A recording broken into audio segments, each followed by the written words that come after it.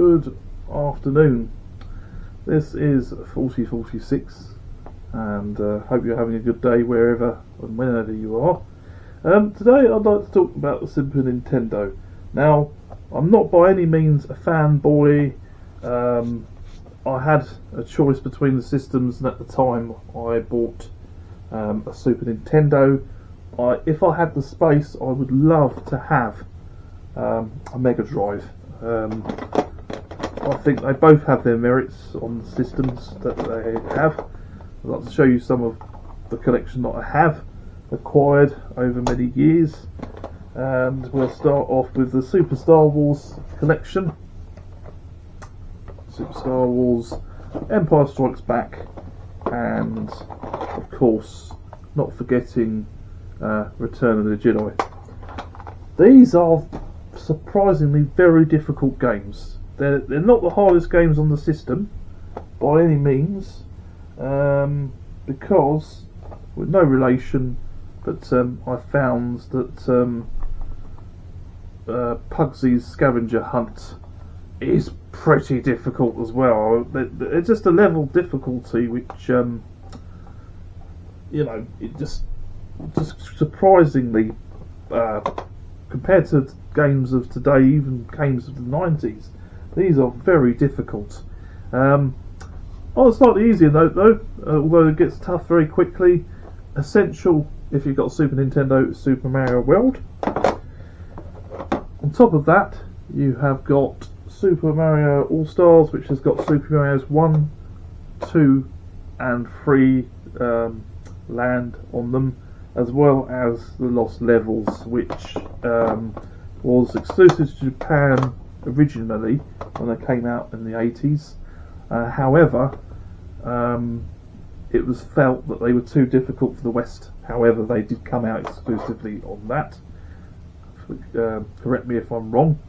Also got Yoshi's Island. This is one of the not so common cartridges for the system, which is a nice thing to have. Most of these I have had a go on. My favourite one of the system is is Donkey Kong Country. Very tough game. I want to send this one away because the battery inside it has gone. Well, the battery's gone. They use the batteries to save the games on these. So I know that there are people out there that can change the batteries. I do believe it involves removing these two screws on the rear and unclipping it, and then the circuit board's got the battery soldered to it. Again, Donkey Kong Country 2, these are not so common. Donkey Kong Country is, but its sequels are not so common. No system is complete without having Street Fighter 2. Unfortunately, I couldn't get 2, so I've got Turbo, and I've got Super Street Fighter 2, which is quite a step up from there. And also, no collection is complete without Super Mario Kart, the first version of said game. Now, I can get these working on my television, but they do have issues that you can play these games on a modern television. The problem is the colour contrast, because the way in which you work it, you put it through a HDMI cable, but the HDMI cable, as much as you can play the game, sometimes the colour palette gets a little bit dulled down. I will show you at another time. F-Zero, I always knew that game was always being displayed in shops selling the system. Also, you've got the likes of Desert Strike. I'd like to get Jungle Strike at some point. The problem is the games market is starting to, because these are becoming rarer and harder to get hold of, they're becoming, the price point increases. I think the last game I bought a while back was Micro Machines 2, which they have the same on the Sega Mega Drive also. Now there's other games such as Super Smash TV. Now, when I had a Commodore 64, because that's the only console I ever truly owned when I was a lad, I always wanted it. I never got it, but I always wanted it. Nice to have it in the Super Nintendo form. I'd like to add to this collection because there's still a few things I'd like to get my hands on. Another one, which is a bit obscure, but even got a TV series, was Earthworm Jim.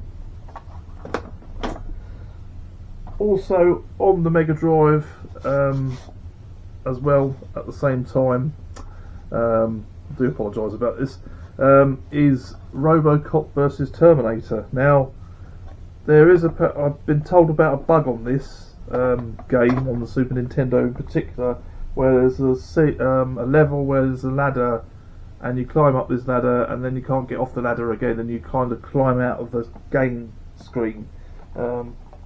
Also I've been told.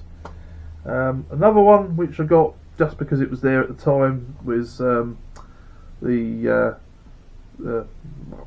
Mickey Mouse and the Magical Quest. I don't have many sort of such games, but it was there at the time and I've not seen it before. Another one, very difficult, Flashback. Now, for some reason, I do remember, although it's not there now, that I think I also had Another World as well, but I can't remember. It could be just the Mandela effect. Now, one of the first games that made me fall in love with the system is this entry, which is called Star Fox in the US, but over here it's called Star Wing. Now, absolutely cracking game. The closest PC analogue you could get to that was X-Wing. LucasArts were doing some very good X-Wing and TIE Fighter games at the time for the PC, and that's the closest analogue to Star Wing, although Star Wing's more colourful, a little bit more realised, I think, in certain ways. Now, many of you may have a Super Nintendo. Please let me know. It's a good bit of nostalgia. I do know that I need to make some more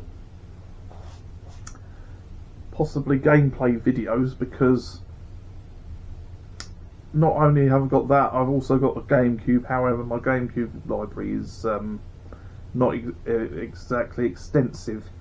When I do start looking into playing that again, the biggest problem with these systems are it's just getting them to work on a modern television. Now, my one, I got this device that you can buy from well, many different stockists. So I bought mine from Amazon, but it's third party because Amazon Marketplace is not technically Amazon, but it's delivered by Amazon. Is a HDMI system where you plug your audio pass-through cables into the system, and then they go into the HDMI to put the TV, and then you play it that way.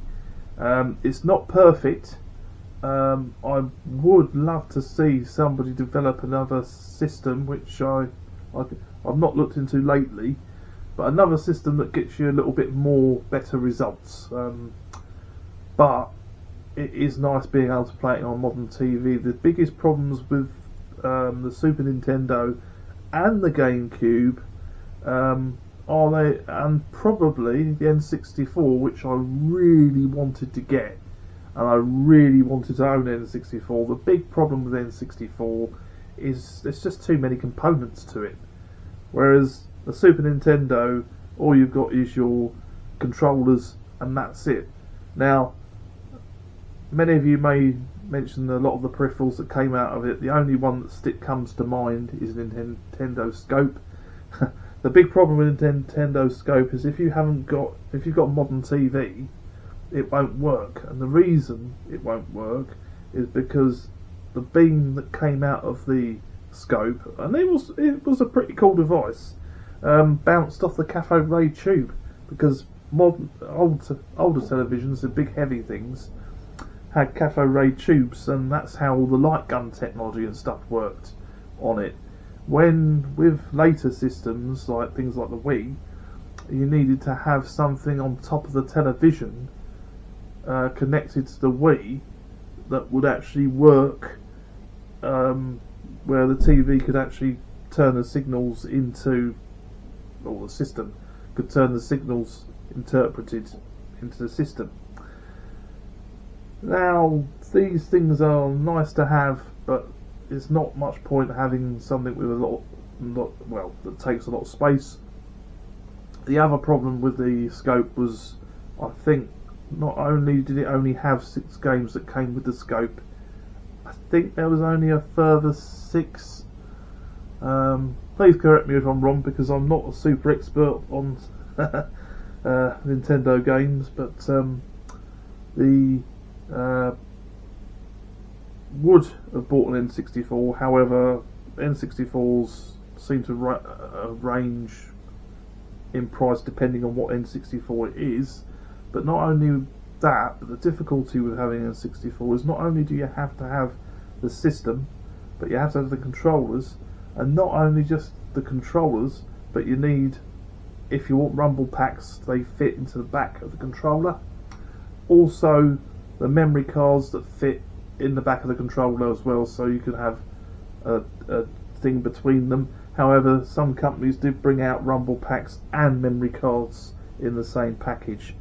I've even got somewhere a Game Boy game which actually has a built-in rumble pack into the cartridge, which is Perfect Dark, which is peculiar to say the least. Now, the thing is, with the handheld markets, I used to have a Game Boy Advance. I'd like to get a Game Boy Advance again, so that not only can I play Game Boy games on it, but also Game Boy Color games. But that is the original system. Later on, the system evolved where you could only play Game Boy Advance games in them. So that's an interesting tidbit. Game Boy Advance systems are available, and they're not mega expensive at the moment. They are dear, but they're not breaking bank dear. I have seen other channels which have also converted. They converted a Game Gear and then they put a USB-C cable in it to charge it. Which, to be honest, if I know it's not the original system, but that's something from not having to waste so many batteries and things. Some of you may not agree with me, but I do think the original hardware is sometimes better on these things. I mean, for example, Super Nintendo games, it's not the same playing it on emulator. Just for example, I bought Xbox 360 Sega Mega Drive collection, and it just wasn't the same. It was lovely to have the collection of games on the system, but it just wasn't the same. Anyway, I'm going to bring this video to a close, as this is my third attempt to record it, as my camera's been a little bit gremlin-y today. I think I just need to buy some more batteries, and I've only got 2, so I need to invest in some more batteries. I have mentioned again trying to get video editing and software. I'm still unclear what one I need, but stay tuned. I think I need to visit Forum Country and see if there's a forum that talks about what the best one to have is. So I'm not being sponsored by anyone.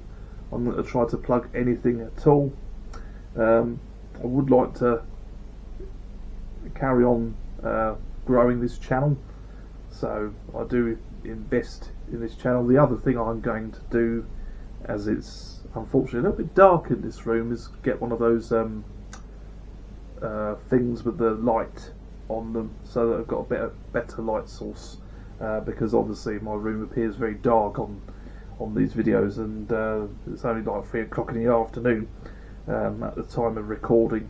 Anyway, thank you very much for spending time with me this afternoon. Please like and subscribe.